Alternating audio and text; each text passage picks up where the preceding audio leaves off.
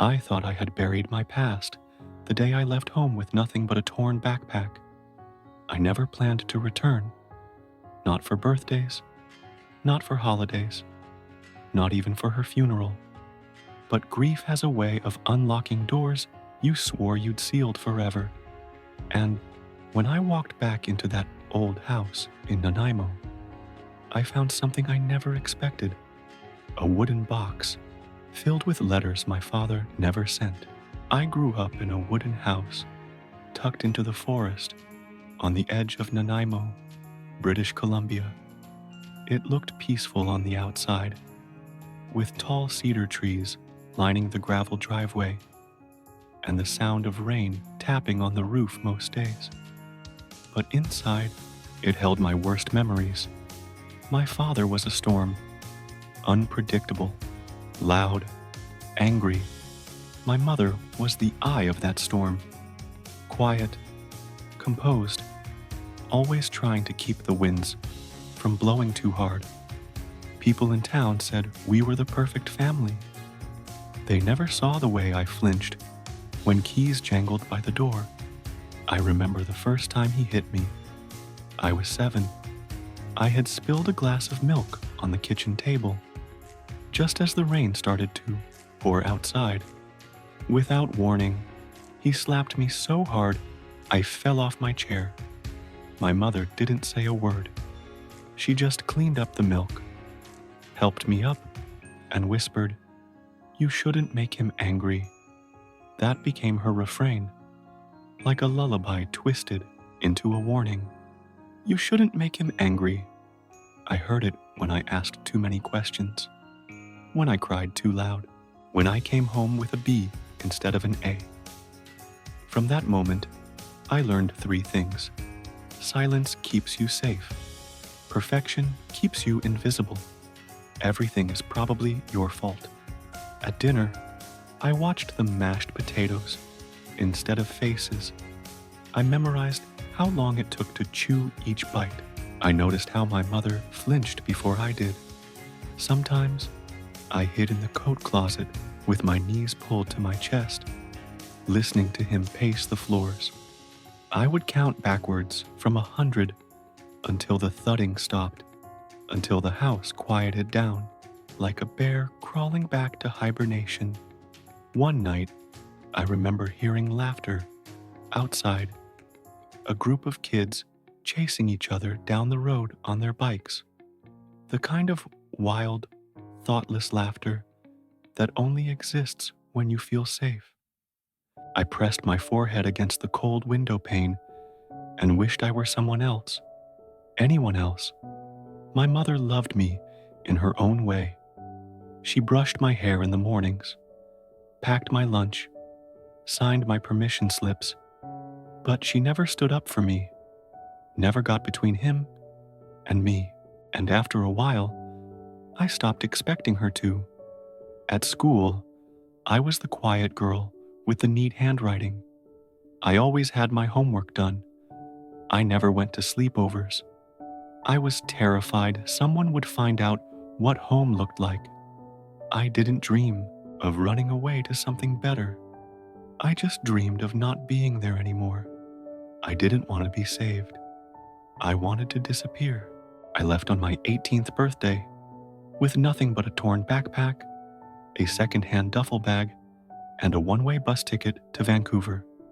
No goodbyes, no regrets, just a clean break. The bus ride took 5 hours, winding through mountain passes and coastal fog. I sat by the window, headphones in, pretending I had somewhere to be. The further we drove, the lighter my chest felt, until I realized it wasn't freedom I felt. It was fear. Fear of being completely alone. The first few months were brutal. I stayed in a shared basement suite with 2 other girls I barely knew. The wallpaper peeled. Mice scratched in the walls. But no one yelled. No one slammed doors. It was heaven and it was hell. I worked whatever jobs I could find. Bussing tables in Chinatown, folding clothes at a thrift store on Commercial Drive, cleaning offices overnight. I kept my head down. I didn't talk much. I was used to silence. There were days I skipped meals to make rent. Nights I lay awake, listening to the hum of the city, wondering if this was really better or just a different kind of survival. But I never called home, never asked for help. That would have meant admitting I needed them. That would have made me weak. Slowly, I built something that resembled a life. I took community college courses, saved every tip I got, and eventually enrolled at UBC, counseling psychology. It felt ironic. Me, trying to understand people's pain when I still couldn't explain my own. I kept to myself, dated a little, trusted no one. The anger I carried wasn't loud. It was steady, like an engine always running under my skin. Still hated him. That never changed, even as the years blurred, even as I told myself I didn't care. Then the call came. It was Mrs. Helen, our old neighbor from Nanaimo. Her voice was softer than I remembered. "Your father asked me to call," she said. "Your mother passed away last night." I sat on my bed, clutching the phone to my ear. Outside, it had started to rain, and for the first time in years, I didn't know what to feel. I returned to Nanaimo after 12 years. The ferry ride across the Strait of Georgia was gray and silent, the sky threatening rain. As the coastline came into view, a weight settled into my chest, familiar and unwanted. The house looked the same: faded wood, cracked fence, sagging porch. The trees in the front yard were taller now, older, like the house had been growing roots while I was away. I stood at the end of the gravel path for a long time before walking up the steps. My father opened the door. For a split second, we just stared at each other. He looked smaller, thinner, older. His shoulders slumped in a way I didn't remember. His eyes were red, not from crying, but from years of something heavier. Regret, maybe, or just exhaustion. "Come in," he said simply. The funeral was modest, a quiet service at the small church down the road. People from the neighborhood came, people who hadn't seen me since I was a teenager. They said things like, "You haven't changed a bit," or "Your mother was so proud of you." I nodded, smiled politely. I didn't know how to grieve someone I was still angry with. My father sat at the front, next to the urn. He didn't cry, but I saw his hands shaking as he clutched a folded photo of the two of them, smiling, young, impossibly hopeful. We didn't speak much that day. I stayed in my old room that night because it rained too hard to drive. The kind of West Coast storm that flooded gutters and drowned cell signals. The house creaked under the weight of the weather, like it remembered me too. I wandered the hallway, running my fingers along the faded wallpaper. Everything smelled like cedar and thyme. My old room was exactly as I'd left it. Same floral curtains, same uneven floorboard near the closet. Even the posters on the wall were still there, faded, curling at the corners. I sat on the bed and, without knowing why, looked underneath. There was a wooden box. Inside were dozens of letters. My name was on every one of them. Same shaky handwriting, same pen, all addressed to me, none ever sent. I stayed up all night reading them. The first was dated 3 days after I left. "I walked past your room today and forgot for a second that you were gone." Then it hit me, like it always does. The silence, the way your laugh used to bounce off these walls. I'm sorry I didn't know how to hold on to that. I'm sorry I only knew how to break things. I kept reading. Some letters were angry, raw, confused, written in moments of pain.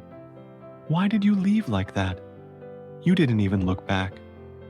Was I really that monstrous to you? Maybe I was. God, I hope I wasn't. But I probably was. Others were quiet, almost mundane.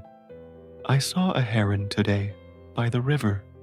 You used to call them the grandfathers of birds. I laughed. I don't laugh much these days. There were letters about my birthday. Letters he wrote on Christmas. One he started, but never finished. I bought your favorite cereal today. I don't know why. Some had coffee stains. One had what looked like a tear mark. They weren't perfect, but they were honest. And for the first time in years, I saw a man behind the figure I had feared. I wanted to scream, to throw them across the room, to accuse him of trying to rewrite history with a few pages of regret. But instead, I sat on the floor with that box in my lap, surrounded by paper and memories I didn't know I had. In the early morning light, I brought the box down to the kitchen.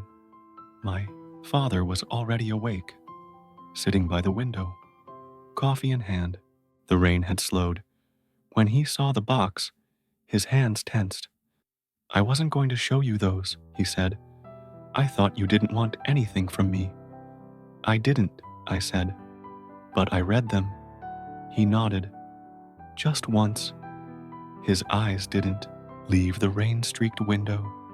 We didn't say anything more, but something had shifted. I don't know what I expected when I picked up her journal. Maybe some final words of comfort, a goodbye, but not this. Not a slow unraveling of the woman I thought I knew.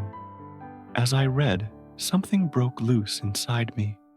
My hands trembled. My heart pounded.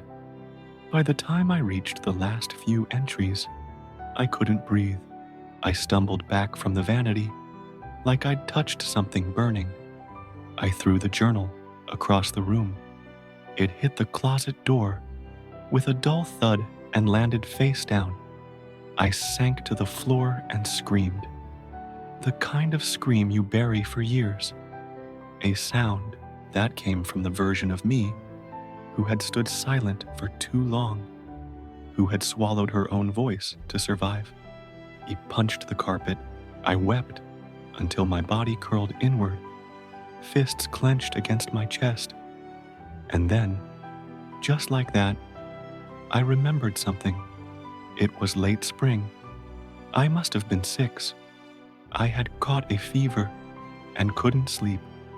My mother stayed up all night with me, sitting by the window, humming a lullaby in French. She held a cold cloth to my head and whispered, "Tu es mon monde." You are my world. It was the one time I remember her hands not shaking. She did love me. She just didn't know how to stop her pain from leaking into mine. I decided to leave the next day. I needed space to think, closure. But before I left, I stepped into my mother's bedroom. It was just like I remembered. Tidy, still, air faintly scented with her lavender cream. Her robe still hung behind the door. The vanity table was polished, the drawers half full of notes, receipts, old photos. On top of it all sat a leather-bound journal, worn at the edges, bound with a pale blue ribbon. Her handwriting, her voice, captured in pages I had never meant to see. At first, the entries were warm, gentle. She laughed when I tickled her today. Her laugh is like mine used to be. She fell asleep, holding my hand. I wonder how long I have until she doesn't need me anymore. But the tone shifted, gradually, then abruptly. I can't stand watching her run to him, When he gets home, she doesn't see who he really is. But I do. He used to bring me flowers. Now he brings silence, cold meals, eyes that don't meet mine. If she keeps loving him, he'll break her too. I kept reading. The warmth faded. Bitterness bled through the ink. I tell her to stay quiet, to obey. She listens. Good girl. She'll learn not to trust him like I did. My mother hadn't just been a bystander. She had shaped the fear, directed it. She didn't stop the hurt. She softened it with lies. She whispered warnings, not out of protection, but out of pain. Her trauma became my training. She had been broken, too. I saw that now. But in trying to shield me, she passed along the wound, and in doing so, she broke us both. I came downstairs, clutching the journal. My father looked at me, then at the journal, and he understood. He sat down without a word. I stood across the table. My palms were sweaty. My throat was dry. I don't know how to feel, I said, my voice barely more than a whisper. I'm still angry. At her, at you, at myself. He nodded slowly. Me too. I sat down across from him. For a few moments, we just listened to the faint drip of rain outside and the soft ticking of the wall clock. I used to hate the sound of your boots on the floorboards, I admitted. Even now, when I hear heavy footsteps, I freeze. My father's face twitched, like a flinch turned inward. He didn't say anything. I read all the letters, I continued. Some made me cry. Some made me angry, but they were real. And I think I needed to know you were real too. He leaned forward, his elbows on the table, hands folded tightly. I didn't know how to be anything else, he said. I wanted to be better. I just never learned how. We sat in silence, but it wasn't empty. It was heavy, honest. I'm not saying I forgive you, I said. Not yet.